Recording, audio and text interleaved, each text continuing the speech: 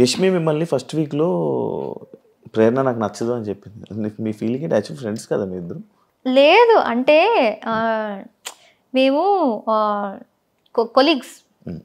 కృష్ణ ముకుంద మురారిలో నేను హీరోయిన్గా చేశాను, ఆమె స్లైట్ విలన్ లాగా చేసింది.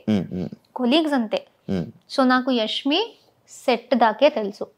సెట్లో హాయ్ బాయ్, సీన్కి ఎంత అవసరమో అంత, ఎప్పుడైనా కలిసి లంచ్ చేయడం అంతే, వేరే ఏం లేదు. మేము 1.5 years షూటింగ్ చేస్తే దానిలో 6-7 months మేము మాట్లాడుకోలేదు కూడా. చిన్న గొడవ జరిగి we did not speak. Set లో అసలు చూడం కూడా. అలాంటిది కూడా కాదు, గొడవ అంటే మాటల్లో కూడా గొడవ లేదు. ఆమె ఒకటి రియాక్ట్ అయిన విధానం సెట్ లో, నాతో కూడా కాదు, సెట్ లో రియాక్ట్ అయిన విధానం నాకు నచ్చలేదు అనేసి నేను మాట్లాడడం ఆపేసా. కానీ అమ్మాయిలు శత్రువులు కదా? అలా లేదు, శత్రువులు ఎవరైనా అవ్వచ్చు. అంతేనా? సో అది అలా జరిగింది. ఇంటి లోపలికి వచ్చినప్పుడు ఓకే, నాకు తెలిసిన వాళ్ళు ఎవరో ఉన్నారు అని ఇది. బట్ అదంతా బయట జరిగింది కాబట్టి ఆమె అది చెప్పినప్పుడు పెద్ద షాక్ ఏం కాదు. నాకు ఒక్కసారి అనిపించింది ఆమెకు నేను నచ్చనేమో, ఎందుకంటే ఆమె సైలెంట్ గా ఉంటది, నేను ఇలా హైపర్ గా ఉంటా. సో ఒక్కొక్కసారి అనిపించేది ఆమెకు నేను ఇరిటేటింగ్ అనిపిస్తానా ఏంటి అనేసి. బయట ఇక్కడ తీసుకొని ఇక్కడ ఏమైనా చేస్తుందా అని అనిపించింది? లేదు, ఆమెకు జనరల్ గా నేనైతే ఇరిటేటింగ్ అనిపిస్తుందేమో, ఎక్కువగా పెద్దగా నేను నచ్చను అనేసి ఐ థాట్. బట్ ఆమె అప్పుడు అలా నాకు అస్సలు ఆ అమ్మాయి నచ్చదు కూడా అని ఓపెన్ గా చెప్పినప్పుడు ఇలా బ్రేక్ అయినట్టు అనిపించింది, ఒక झटका లాగా, ఒక స్లాప్ ఇచ్చినట్టు. అప్పుడు దట్ వాజ్ ద మూమెంట్. నేను ఐ థాట్ ఓకే, ఈ హౌస్ లో ఆ రోజే, ఆ సెకండ్ డేనే ఐ థాట్ ఈ హౌస్ లో ఎవరితో అయినా కలిసి బాగా ఉండు, కానీ ఎవరు నీ కోసం ఉండరు, అదొకటి గుర్తుపెట్టుకొని నాకు చెప్పాను. ఎవరితో ఎంతలో ఉండాలి అంతలో అంతే. సో ఆ సెకండ్ డేనే నాకు ఆ రియలైజేషన్ వచ్చేసింది. సో అప్పటి నుంచి నేను సిచ్యుయేషన్స్ బట్టి ఐ వాజ్ బాగా బాండ్ అవుతూ ఉంటే బాగా బాండ్ అవుతూ ఉంటా. లేకపోతే గొడవలు వస్తే ఐ విల్ లైక్ ఏదైనా నచ్చకపోతే నేను చెప్పేస్తా, అంత హ్యాపీగా ఉంటే హ్యాపీగా ఉంటా.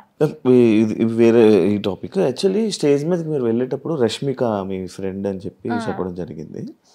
ఎందుకు చెప్పారు? యాక్చువల్ ఆ టాపిక్ ఎందుకు వచ్చింది, రష్మిక ఫ్రెండ్ ప్రేరణ అనేసి? లైక్ ఓటింగ్ గురించా, లేకపోతే ఎందుకు చెప్పింది ప్రేరణ? నాకు అసలు రష్మిక మ్యాటర్ వచ్చిందే నచ్చలేదు నాకు ఇప్పుడు దాకా. లైక్ ఈ కామెంట్స్ లో కానీ ఇప్పుడు ఇంటర్వ్యూస్ లో కానీ ఇది వస్తుంది కూడా నాకు నచ్చట్లేదు. ఎందుకంటే నేను అనుకున్నా ఇది వచ్చేది నాకు ఎఫెక్ట్ అవ్వకూడదు. నేను ఎప్పుడు రష్మిక మ్యాటర్ తీసుకురాలే. నేను ఫస్ట్ ఇంట్రొడక్షన్ లోనే ఎవరు నాగ్ సార్ కి లైక్ టీమ్ కి చెప్పారో తెలీదు, కానీ ఆయన అది అడుగుతారు కూడా అని నాకు తెలీదు, ఎక్స్పెక్ట్ చేయలే. నీకు ఒక సెలబ్రిటీ ఫ్రెండ్ ఉంది కదా అని అడిగేశారు. నాకు రియలైజ్ కూడా కాలేదు ఎవరనేసి. అండ్ నాకు ఇప్పుడు గుర్తులేదు ఆయన చెప్పింది, ఆయననే రష్మిక పేరు చెప్పారా లేకపోతే నేను చెప్పానా తెలీదు. మీరు చెప్పారు పేరు, ఆయన అడిగారు, జస్ట్ క్వశ్చన్ అడిగారు. ఆయన నాకు ఆమె గురించి అడిగారు. సో చాలా పెద్ద సెలబ్రిటీ, చాలా మంది తెలుసారంటే చాలా పెద్ద సెలబ్రిటీ మా ఇండస్ట్రీలో, నీకు ఆమె తెలుసు అన్నారు. అప్పుడు నాకు ఫ్లాష్ అయింది, ఓ రష్మిక. సో అది ఆయనకు ఎవరు దాని గురించి చెప్పారో తెలీదు. అండ్ అప్పటి నుంచి స్టార్ట్ అయిపోయింది ప్రతి ఒక్కరు దాని గురించి అడగడం. And I don't like it, ఎందుకంటే అది ఇలాంటి ఆమె ఇప్పుడు ఏ స్టేజ్కి వెళ్ళిపోయిందో, ఇప్పుడు బిగ్ బాస్ సంబంధించిన దాంట్లో ఈజీగా ఎవరైనా మిస్అండర్స్టాండ్ చేసుకోవచ్చు. రష్మిక గురించి మాట్లాడుతుంది అంటే పాపులారిటీ కోసమా అనేసి. నాకు అసలు వద్దు ఇది. నేను ఇప్పుడు కూడా వేరే ఇంటర్వ్యూ వాళ్ళు వస్తే రష్మిక గురించి ఏమైనా క్వశ్చన్ ఉంటే ప్లీజ్ నన్ను అడగకండి, ఎందుకంటే చాలా అయిపోతుంది. నేను మాట్లాడేది నా గురించి చాలా ఉంది. సో ఇది ఒకటి అడ్డం పెట్టుకుని మాట్లాడే అవసరం. అదే మీరు లోపలికి వెళ్ళేటప్పుడు ఆ సిచ్యువేషన్ లో ఎందుకు చెప్పింది, మళ్ళీ వీళ్ళిద్దరు రూమ్మేట్స్ అంట, దీని గురించి ఇప్పుడు ఆయన క్వశ్చన్ అడగకపోతే నాకు ఎక్కడి నుంచి వస్తుంది? సో వాళ్ళు అది ఎందుకు క్రియేట్ చేశారు? ఇప్పుడు సూర్య గారు వస్తే కూడా, సూర్య గారు వచ్చారు, ప్రతి ఒక్కరి గురించి వాళ్ళు ఇంట్రొడక్షన్ ఇచ్చారు. వీళ్ళు యూట్యూబ్ చేస్తారు, వీళ్ళు డాన్స్ చేస్తారు. నా మీద వచ్చినప్పుడు ఈమె రష్మిక చైల్డ్హుడ్ ఫ్రెండ్ అన్నారు. అసలు అప్పటి కూడా అనుకున్నా, అరే ఎందుకు అక్కడ ఎందుకు అది చెప్తున్నారు అనేసి. సో అది చాలా పాయింట్స్ లో అరే అవసరం లేదు కదా అనే పాయింట్స్ లో కూడా దాని గురించే మాట్లాడారు. సో ఐ డోంట్ నో, అంతే. అనుకున్నా అది వస్తూనే ఉంటది టాపిక్, అది వస్తూనే ఉంటది. ఎందుకంటే అది పెద్దది. ఇంకా ఇక్కడి నుంచి అది కంటిన్యూ అవుతుంది. ఏం చేస్తారు మరి? ఇగ్నోరా? అంతే, ఇలా ఇగ్నోర్, నవ్వేసి అలా తెలిసేయడం. హౌస్లో ఎవరిని బ్లాక్ చేసుకోవాలి, ఎవరిని ఫ్రెండ్ చేయాలి అని అన్న సిచ్యువేషన్లో వస్తే అందరినీ ఫ్రెండ్ చేసుకొని సోనియాని మాత్రం అలాంటి పర్సన్ నా లైఫ్లో వద్దు ఇది అని చెప్పి మీరు చెప్పడం జరిగింది. కానీ మీరు సోనియా పెళ్ళికి వెళ్ళారు, ఎలా? అది నాకు అర్థం కాల.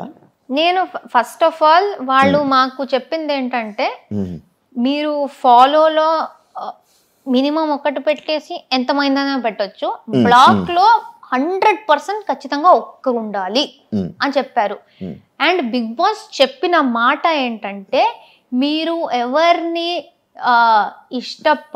పడట్లేదో, ఎవరిని మీరు హౌస్ తర్వాత కలవకూడదు అనుకుంటున్నారో వాళ్ళని ఇక్కడ పెట్టండి అని ఆయన అనౌన్స్ చేశారు. ఆయన అనౌన్స్ చేసిందే నేను రిపీట్ చేశాను, నేను కలవకూడదు అనుకుంటుంది అనేసి ఇలా పెట్టాను. కానీ అది అక్కడ ప్రక్రియ చేయాలి. సో ఉన్న వాళ్ళలో నేను అందరినీ పెట్టలేదు, నేను 7 or 8 మెంబర్స్ నే పెట్టాను. అంటే ఈమెను మెన్షన్ చేశారు కదా, లైక్ ఎవరినైనా కలుస్తాను కానీ ఈమెను అయితే ఎవరినైనా కలుస్తాను అని చెప్పలేదు. బట్ అది ఎంత వచ్చిందో తెలీదు. ఐ సెడ్ కొంతమందిని పెట్టేసి వీళ్ళతో నాకు మంచి బాండ్ వచ్చింది, వీళ్ళని పక్కాగా కలవాలి అనుకుంటున్నా, ఎందుకంటే ఈ బాండ్ కంటిన్యూ అయితే చాలా బాగుంటది అనిపిస్తుంది. బట్ అలానే అప్పుడే ఆమె మళ్ళీ హౌస్ బయట నుంచి వచ్చి మళ్ళీ నామినేషన్స్ లో నాకు చాలా గట్టిగా చాలా చాలా నెగిటివ్ గా మాట్లాడింది. సో అక్కడ ఉన్న వాళ్ళలో నేను ఖచ్చితంగా ఒకరిని పెట్టాలి అంటే నేను సోనియాని పెట్టాను. అండ్ చెప్పేది కూడా బిగ్ బాస్ ది వాయిస్ దే నేను క్యాచ్ చేసి అదే విధంగా చెప్పాను కాబట్టి ఇట్ వాస్ లైక్ నేను పుడికి కలవను ఈ అమ్మాయినే అనేసి ఉంది.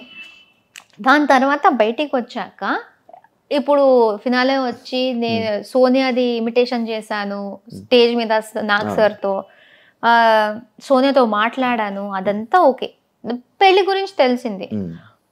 నేను అన్నాను నేను వెళ్ళను, ఎందుకంటే బాగుండదు, ఇప్పుడే అది బ్లాక్ అంతా అయింది, ఎంత నేను అది ఒక బిగ్ బాస్లో చెయ్యాలి అనుకున్న ప్రక్రియ అని నేను ఎంత చెప్పినా అది బాగుండదు. ఎందుకంటే డెఫినెట్లీ ఎవరో ఒక్కరైనా వస్తారు, నువ్వు బ్లాక్ లో పెట్టావు కదరా ఎందుకు అంటే ఫేక్ గా ఉన్నావా అలా వచ్చేస్తుంది. బ్లాక్ లో నేను జస్ట్ పెట్టాలి ప్రక్రియ కాబట్టి పెట్టాను. సో నేను చెప్పాను, నేను శ్రీపతికి చెప్పాను, మా నాన్నకి చెప్పాను.